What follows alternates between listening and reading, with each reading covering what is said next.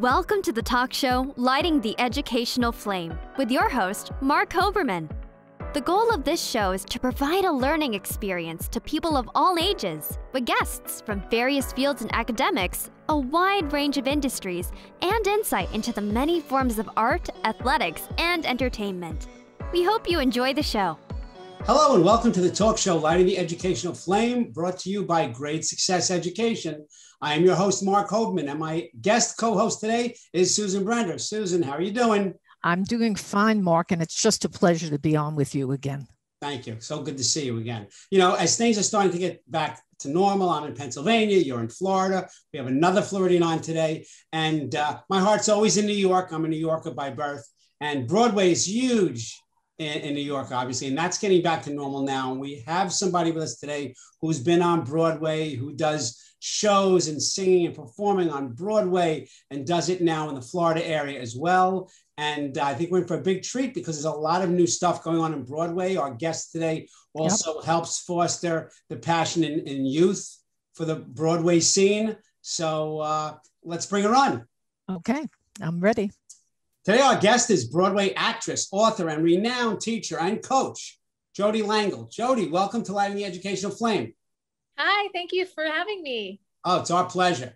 Jodie, how did you first become interested in performing? Oh my gosh, I think I was 9 or 10 and I was singing in the bathtub. And my father couldn't get me to stop.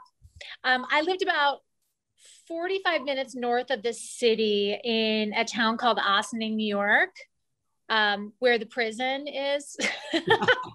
I'm aware. That's my town's claim to fame. Yep.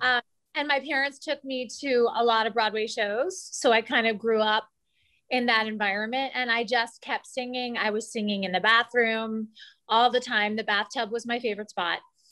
And I grew up in that environment. So I just kept singing. It was in my blood. It was just in me. And that's when I first fell in love with it. Well, I lived 20 minutes away from there back in the day for some years. Did you ever go to the Tarrytown Town Hall? Oh, yes. Yes. You know something, I'll tell you, Jodie, it's an interesting thing that you mentioned that you were a child who loved to sing and your parents couldn't stop you from doing that. Well, it's interesting because me too, I started singing in the shower as well. And I'll tell you, it transformed me in ways I can't even describe, even as a kid. Do you feel the same way? Yeah, I mean, I feel like that, just that unbridled passion for it, that love of it, and just being able to express yourself in the shower and just keep doing it. I remember my parents, this is back in the day when we had tape recorders and cassettes, used to hide them in the bathroom and tape me and then keep those cassettes and just tape me in the bathtub to see what I would do. And then my dad my dad moved on to like the recorders and I would get in front of the recorder and move on to that and film me. But I mean, I just think that's where my love started, just being able to express yourself in the bathroom. But, and Susan knows this, that I have the philosophy that education is the basis for everything. So when we talk about your parents encourage you, that's a wonderful thing. But what education did you pursue in order to hone your craft? So I had a sort of circuitous path to Broadway. My freshman year of college, I went to Tulane University because I wasn't really sure. And then while I was there, I said, I want to be in New York. So I transferred to NYU. And I studied. And then my junior year, I transferred to the music school. And then I transferred to the theater school my junior year. And I auditioned for this. I got an agent. I first went on a cruise ship, and which was crazy. I got a cruise ship, this 3-month cruise ship, which is unheard of. Came back and I said, I think I want to start auditioning.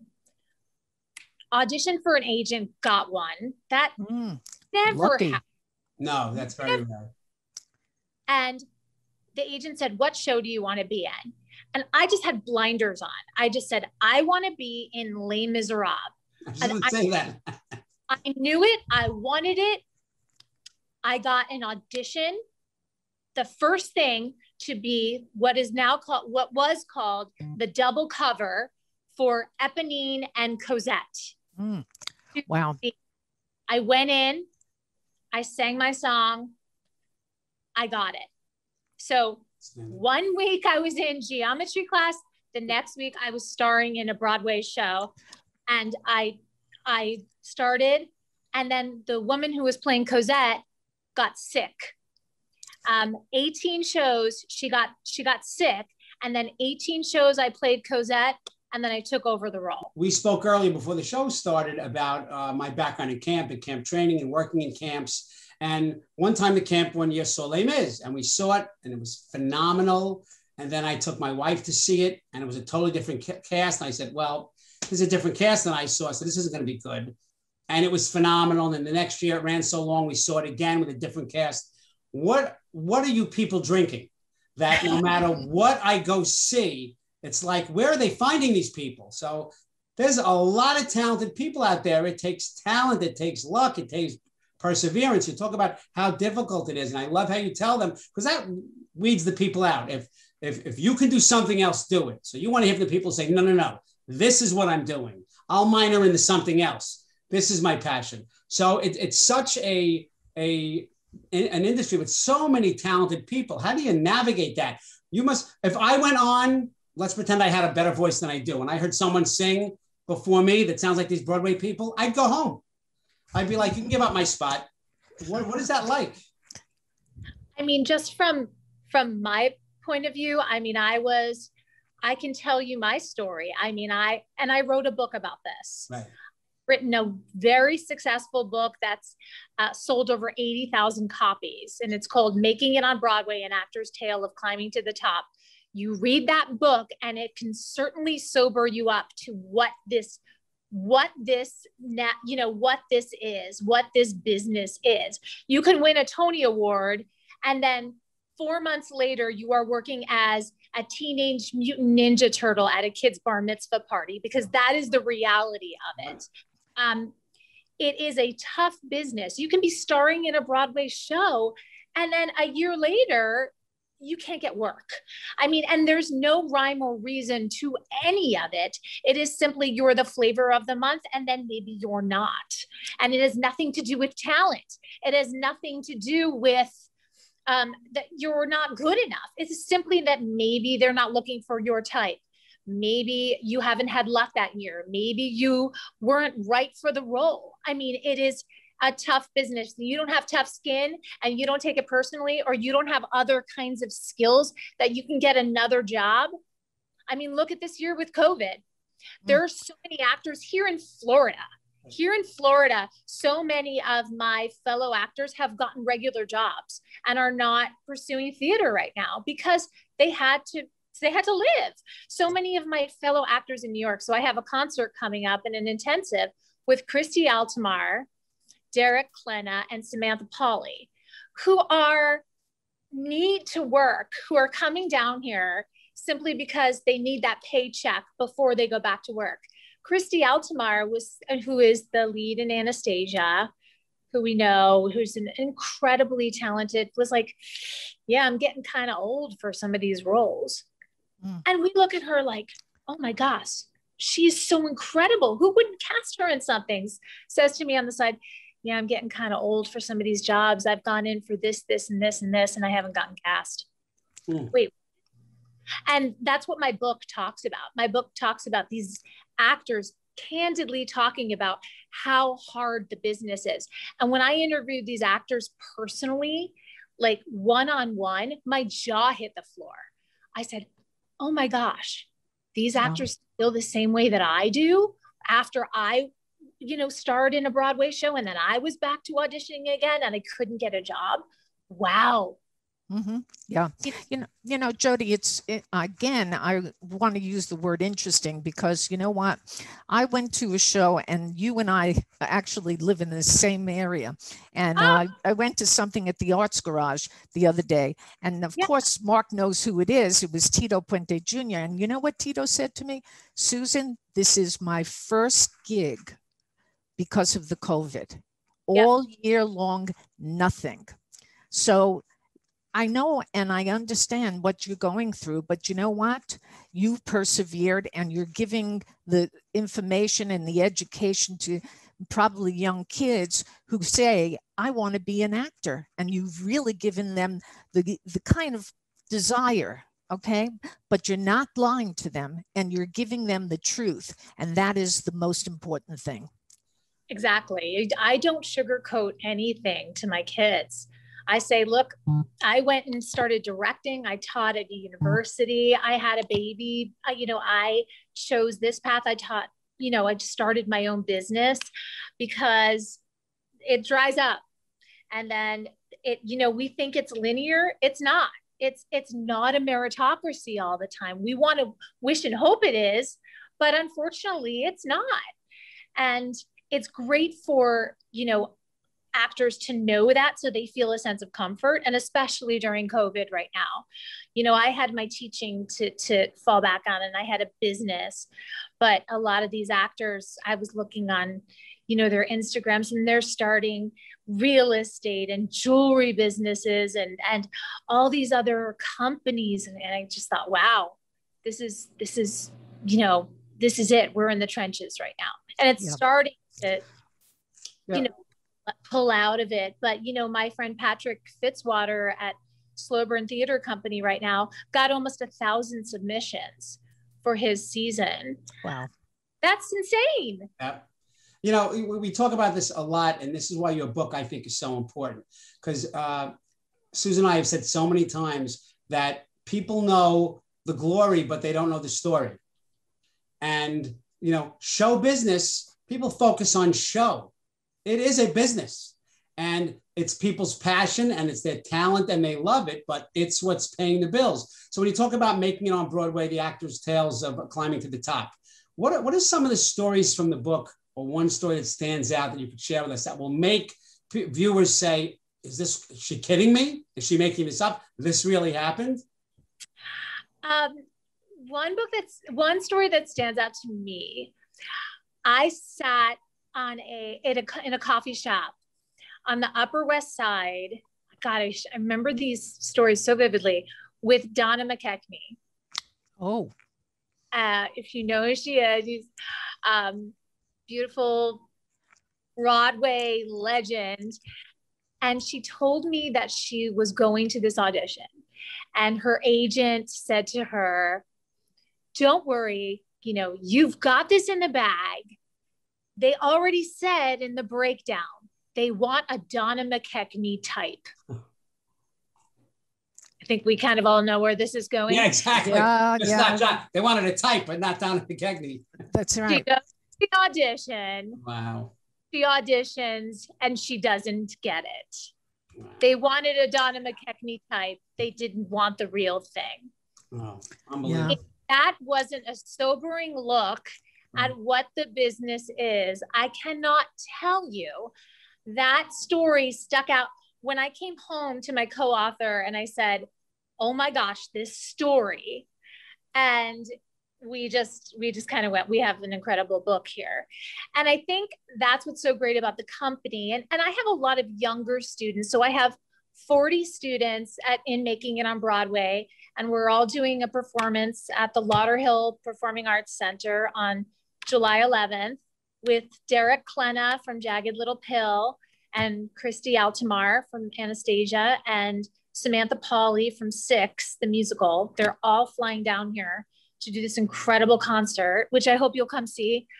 And we're super excited about it. But the students from Making It on Broadway do know the realities of the business, because I do ask all my guests to talk to them about it and explain to them, even though we're Broadway stars, we do have these doses of reality.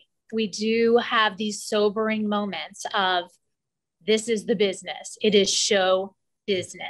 It is not show play. It is not show lights. It is show business. You know, Jodie, can't you think if you were a star, like Donna McKechnie, that at some point you have to say, well, things are not easy anymore for me, even though I know that I can really do a great job. But can it be an avocation rather than a vocation for some people? And don't you tell them that? Oh, yes, absolutely. I mean, I tell them my story. I tell them other actors' stories, but you know, they're young and they say, oh, no, it won't happen to me. I mean, of course, and which is great. If that's the path they choose, fantastic. Or others take the book and say, you know what, I'm glad I read this and I'm going to pursue musical theater as fun, but I'm also going to do this. You know, it's whatever. It's just being armed with the facts to know that. Yeah. Well, Jodie, I want to circle back for a second because I believe you're the CEO and founder of Making It on Broadway. Yeah. So obviously I taught for over 30 years and teaching was a passion of mine. You must have mentioned it 6 times already. It emanates from you that you love teaching. And I wonder if you could just walk us through maybe the inner workings of your program. I'm a teen, I show up, here I am, mold me. What happens next? Oh, what happens in the 6 days? Yeah. So we have classes from like this upcoming intensive, we have classes from 10 to 6. Students come in and they take Acting Your Song with Christy Altamar. So they sing their song and they get coached in their song. And then they take showcase class where they learn these songs that they're going to sing in the showcase with Patrick Fitzwater, who's directing the show, who's the artistic director of Slow Burn Theater. So they learn songs with the solos that each of them are going to sing. So every student in the show gets a solo. And they learn fantastic dance numbers, one of which is SpongeBob SquarePants. Oh, see? Excellent. The world. Yes, they have all these different songs and dances in the show. Then they take a pop rock class because in this day and age, you have to know how to sing pop rock. So we include a pop rock class in there and they take that with Mr. Derek Klena from Jagged Little Pill, because I am certainly not teaching that class. They take a pop rock class with Derek Klena. So all these classes are going from 10 to 6 and we have 39 students. So they're all in groups of 13 and they travel within their group. And this is at the Boca Raton Marriott. So we can socially distance everybody in chairs. So they rotate within their classes. They're in 2-hour increments. And then we are also flying down another celebrity, if you can believe that, Mr. Rob McClure. He is Mrs. Doubtfire on Broadway. Okay. He's playing Mrs. Doubtfire. And he's also in Beetlejuice. And they take a master class with him. They all take a master class with him. So they're all in the class. And they also work on their 32-bar cut of their song with him and get his like acting and singing perspective.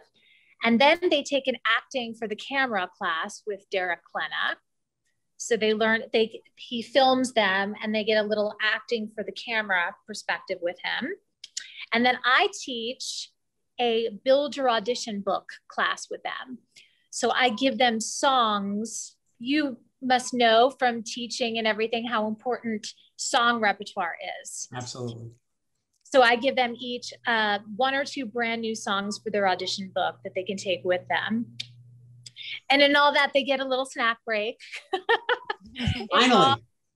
all of this little shuffling, but we call it an intensive for a reason. Right.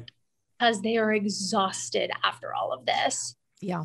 You know, Jodie, one of the situations that I've encountered is that people that are going to the theater, if it's a Broadway theater and some of the shows are older shows like, you know, My Fair Lady or Chorus Line or any of the other shows, that you don't see a young crowd. You only see an older crowd.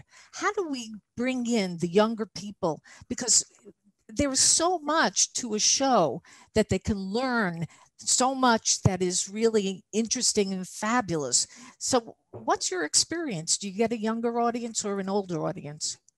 I mean, I think it depends on the theater. I'd love it if, like, say, the Wick, the Wick Theater would get a younger crowd. I think it's probably like the shows that they do. I'm hoping I will be doing a show there in October. I'll be starring in Mamma Mia there in October. Hopefully we'll get a younger crowd. But I think the theaters like slow burn because of the titles that they're doing, and it draws a younger crowd. Gosh, I wish I had an answer to that question. I don't know. That's a really good question. Whether it's like a fun marketing thing that they do, or it's just exciting them to come to the theater with some names or mark. I don't know.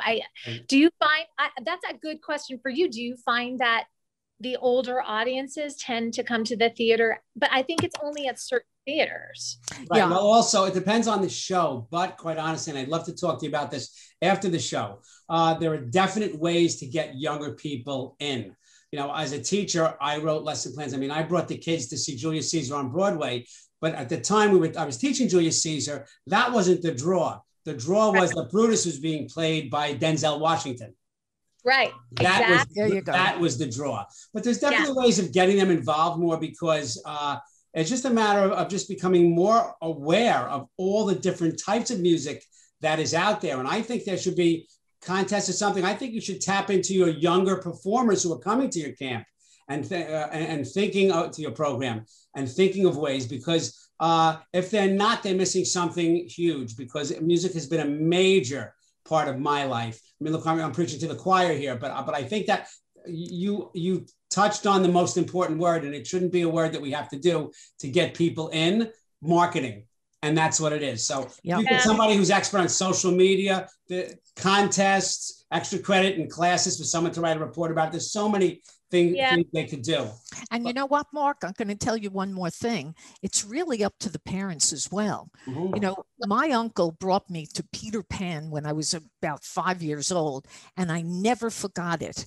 And in fact, that's what inspired me to even go to an acting class in the Village in New York. I loved it. It was wonderful, but it took my uncle to get me there. And that's what parents should be doing. They should be encouraging kids to come with them, to spend the evening, to share their thoughts about the particular show they see. Don't you agree, Jodie? Yeah, I mean, I'm trying to get my friend Erica Henningsen, who was the star of Mean Girls, to do a cabaret at the Wick. And I'm hoping like her name, maybe some publicity about that would spark a younger crowd, a younger audience to be excited, just because the Wick is generally like an older demographic. Just even that would spark that, because, you know, there's other theaters that just by the title alone of the shows brings in a younger crowd. Also, we have to talk about the elephant in the room with that. And that when you're talking about New York and Broadway, some people can't afford the parking. Forget about the ticket.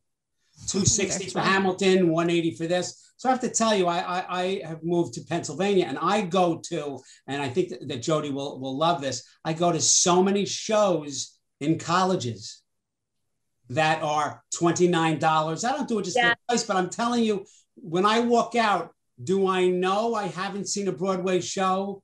Yes, but barely. But barely. And then when you go to Broadway, you're knocked out. But when I first saw Man of La Mancha, I saw it with 88 people in something called the Nyack Belfry, which was 5 minutes away from where I saw you perform, Jodie, in Nyack. And it was phenomenal. And of course, then I saw it a year or two later on Broadway. And of course, I was blown away. But there's ways of getting people into that Broadway scene, you know, going on YouTube and just downloading and looking at a couple of numbers and things of that nature to make it more affordable. But I got to ask you a question. As I said earlier, I actually did see you perform several times. My friend Neil Berg's show, 100 Years of Broadway. And of course, you were amazing. Neil's married to Rita Harvey, another unbelievable talent. It's like when I'm with them, it's talent on steroids. It's like, what's going on over here?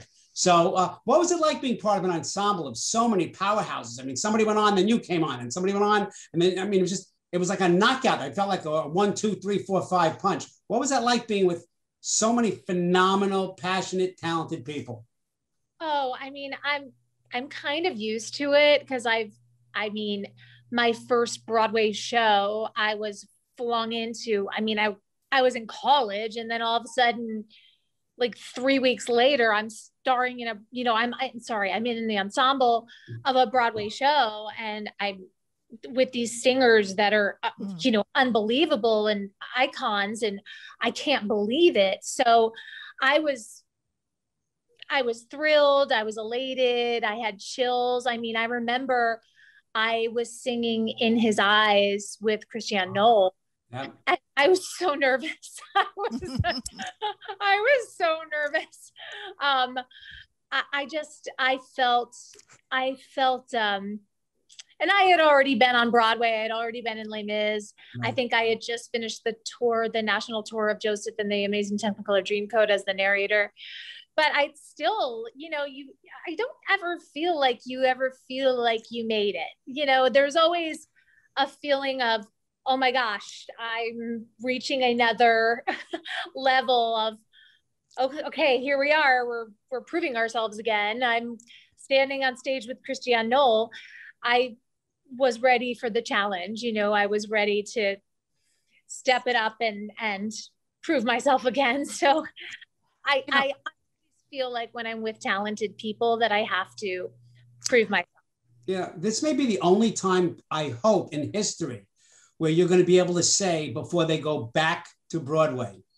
And right. This is a time that these kids will be telling their grandchildren about. So that's really incredible stuff. So with all that you do, and there's so much, I'm afraid to ask this question. What is next for Jodie Langel? Well, WIC in October, the WIC, Mamma Mia. It'll be in October, and teaching. Oh my gosh, I've just become a TikTok. Oh, great. Almost celebrity. I had a video hit 1 million views, and wow. Much to my chagrin, I joined TikTok, and now I'm getting students. I mean, I just had 2 calls from the Philippines today teaching. So it really is my passion, and I love it. So I've been very busy teaching, which is great. But I'm excited that in October I can take a little performing break, right. and I hope you guys will come see me in Mamma Mia, and there might be another show on the horizon too. So I enjoy doing both, and I'm excited for the intensive in July. So it'll keep me pretty busy. I'm sure. So Jodie Langel, thank you for joining us today and sharing the inner world of Broadway, the secrets and performing. Right. And Susan, thanks as always for co-hosting the show today. Thank you. This is Mark Hoberman thanking you for watching Lighting the Educational Flame. Have a great day. Jodie, many thanks. Thank you so much. Thank you, Jodie. Thank you for watching Lighting the Educational Flame. To contact Mark Hoberman, email him at info@gradesuccess.com or visit him on social media through Facebook, Twitter, Instagram, and LinkedIn. Thank you for watching Lighting the Educational Flame.